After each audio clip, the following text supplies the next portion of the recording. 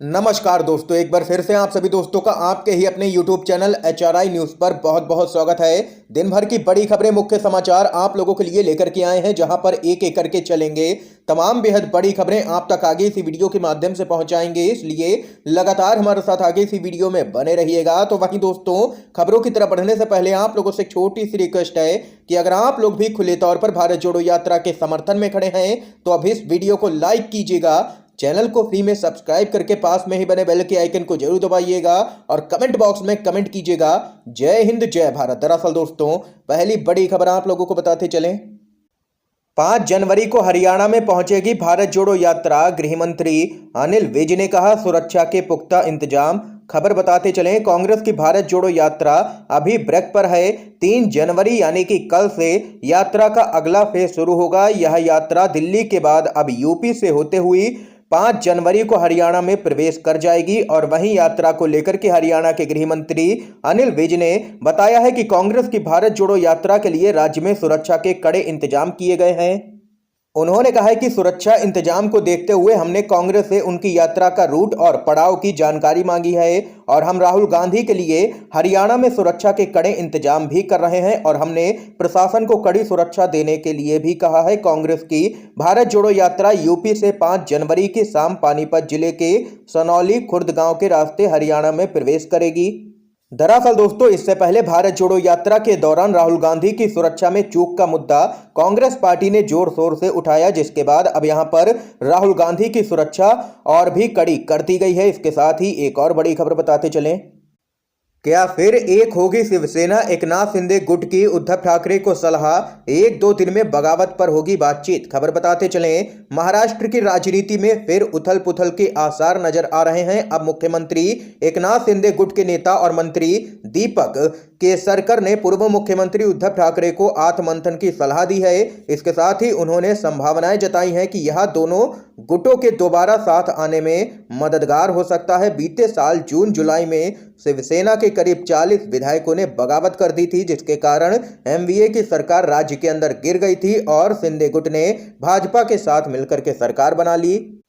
खास बात तो यह है कि करीब 2 दिन पहले ही नागपुर विधान भवन में केसरकर और उद्धव ठाकरे का आमना सामना हुआ था। ये यहाँ पर अपडेट है। इसके साथ ही एक और बड़ी खबर बताते चलें आप लोगों को।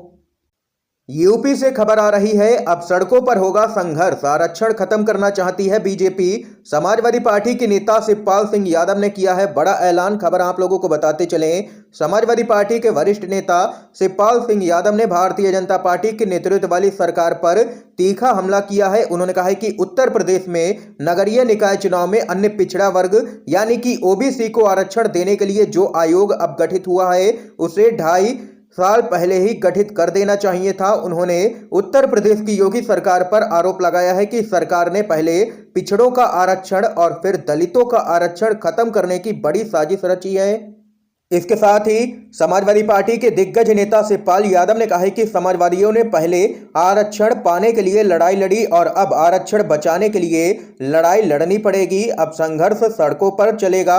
उन्होंने कहा है कि सरकार को आयोग बना करके समय पर आरक्षण लागू करके समय से चुनाव कराना चाहिए था, लेकिन सरकार पिछड़े वर्ग का आरक्षण खत्म करना चाह रही थी। उन्होंने आरोप लगाया है कि सरकार ने पहले पिछड़ों का आरक्षण और फिर दलितों का आरक्षण खत्म करने की साजिश रची है, लेकिन इस साजिश को समाजवादी पार्टी बिल्कुल भी सफल होने नहीं देगी किसी भी कीमत पर। अब सड़कों पर संघर्ष होगा, ये यहां पर शिवपाल यादव ने बड़ा ऐलान किया है। इसके साथ ही एक और खबर आप लोगों को बताते चलें। कर्नाटक से खबर आ रही है, एक और ठेकेदार ने जान दी है। बीजेपी सरकार एक बार फिर से कटघरे में। कर्नाटक में एक और ठेकेदार की मौत हो गई है। उसकी उम्र 50 साल थी। यह घटना बेंगलुरु से लगभग 70 किलोमीटर दूर कर्नाटक के तुमकुरू जिले में हुई है। राज्य में 4 महीने के अंदर होने वाले राज्य विधानसभा चुनाव पर यह मुद्दा बन सकता है। बीजेपी सरकार के खिलाफ भ्रष्टाचार के आरोप एक बार फिर से शुरू हो गए हैं। कांग्रेस पार्टी हमलावर हो गई है इस पूरे मामले को लेकर के भाजपा सरकार पर। इससे पहले बताते चलें, जब राहुल गांधी के नेतृत्व वाली भारत जोड़ो यात्रा कर्नाटक में पहुंची थी तो वहां पर राहुल गांधी ने भी भ्रष्टाचार का मुद्दा उठाया था और राज्य सरकार को भ्रष्टाचार के मुद्दे पर जम करके घेरा था और कहा था कि 40% की कमीशन चलती है राज्य के अंदर। जिसके बाद यहां पर राज्य सरकार की काफी किरकिरी भी हुई और एक बार फिर से ऐसा ही मामला सामने आया है। इसके साथ ही एक और बड़ी खबर बताते चले आप लोगों को।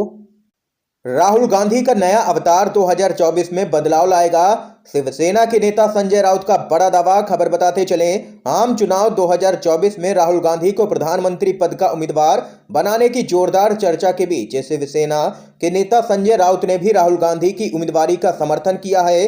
संजय राउत ने पार्टी के मुखपत्र सामना में अपने साप्ताहिक कॉलम रोक टोक में कांग्रेस के नेता राहुल गांधी और भारत जोड़ो यात्रा की जबरदस्त तरीके से तारीफ की है। 2022 की राजनीतिक घटनाओं पर नजर डालते हुए संजय राउत ने लिखा है कि देश और महाराष्ट्र ने केंद्र सरकार के सौजन्य से सिर्फ धोखा ही देखा है, लेकिन इसी के बीच राहुल गांधी ने अपनी सच्चाई और साहस की यात्रा शुरू की। यात्रा नई दिल्ली पहुंच गई है और यात्रा को रोकने के लिए कई साजिशें रची गई भाजपा की तरफ से। संजय राउत ने आगे कहा है कि 2022 ने राहुल गांधी का एक नया अवतार देखा। अगर यह 2023 में भी जारी रहा तो 2024 में राजनीतिक बदलाव देखने को मिल सकता है देश के अंदर। ये यहां पर संजय राउत ने बड़ा दावा किया है और राहुल गांधी और भारत जोड़ो यात्रा की जम करके की है यहां पर तारीफ। इससे पहले ऐसा ही एक बयान बिहार के मुख्यमंत्री नीतीश कुमार ने भी दिया था, जिसमें उन्होंने कहा था कि अगर राहुल गांधी विपक्ष की तरफ से प्रधानमंत्री पद के उम्मीदवार बनते हैं तो उनको कोई भी दिक्कत नहीं है, वह राहुल गांधी का समर्थन करेंगे। ये यहां पर खबर है। एक और अपडेट आप लोगों को बताते चले दोस्तों। कांग्रेस पर संविधान और लोकतंत्र बचाने की जिम्मेदारी है, ताकत लगा दें। नए साल पर खड़गे का कार्यकर्ताओं के लिए बड़ा संदेश। खबर आप लोगों को बताते चलें, कांग्रेस के अध्यक्ष मल्लिकार्जुन खड़गे ने नए साल के मौके पर जारी संदेश में कहा है कि देश में संविधान और लोकतंत्र को बचाने की जिम्मेदारी कांग्रेस के कार्यकर्ताओं की है। उन्होंने कहा है कि यह वह साल हो जब हम हर भारतीय, खास करके सबसे कमजोर लोगों की आवाज उठाने के लिए कड़ी मेहनत करें। हमारे संविधान और लोकतांत्रिक लोकाचार को बचाने का दायित्व हम पर है। आइए हम एकजुट हों और अपने पूर्वजों के द्वारा परिकल्पित हमारे साझा मूल्यों को संरक्षित करें। मल्लिकार्जुन खड़गे ने आगे कहा है कि हमें उन ताकतों को रोकना पड़ेगा जो लोगों को बांटने का काम कर रही हैं, लोगों को लड़ाने का काम कर रही हैं। ये यहाँ पर कांग्रेस अध्यक्ष मल्लिकार्जुन खड़गे की तरफ से बयान आया है। इस बीच एक और अपडेट की तरफ बढ़ते हैं दोस्तों। टीएमसी सांसद और ममता बनर्जी के भतीजे अभिषेक बनर्जी ने कहा, बंगाल मॉडल 2023 और उसके बाद का रास्ता दिखाएगा। खबर आप लोगों को बताते चलें, तृणमूल कांग्रेस के महासचिव अभिषेक बनर्जी ने संकेत दिया है कि उनकी पार्टी की नजर साल 2023 और उससे आगे राष्ट्रीय राजनीति पर है। उन्होंने कहा है कि ममता बनर्जी की विचारधारा भाईचारे और प्रेम की राजनीति पर जोर देती है और यह देश के कोने कोने तक जाएगी विचारधारा। उनकी टिप्पणी तृणमूल कांग्रेस की राष्ट्रीय स्तर पर कार्य करने की महत्वाकांक्षा और भाजपा के खिलाफ विपक्षी दलों को एकजुट करने की कोशिशों के पृष्ठभूमि में आया है। आप लोगों को बताते चलें आगे। अभिषेक बनर्जी ने कहा है कि बंगाल मॉडल साल 2023 और उसके बाद लोकसभा चुनाव में भी रास्ता दिखाएगा। ममता बनर्जी की विचारधारा देश के प्रत्येक कोने में पहुंचेगी और भाजपा को सत्ता से उखाड़ने में मदद करेगी। ये यहां पर कहना है अभिषेक बनर्जी का। इसके साथ ही एक और बड़ी खबर आज जान लेते हैं।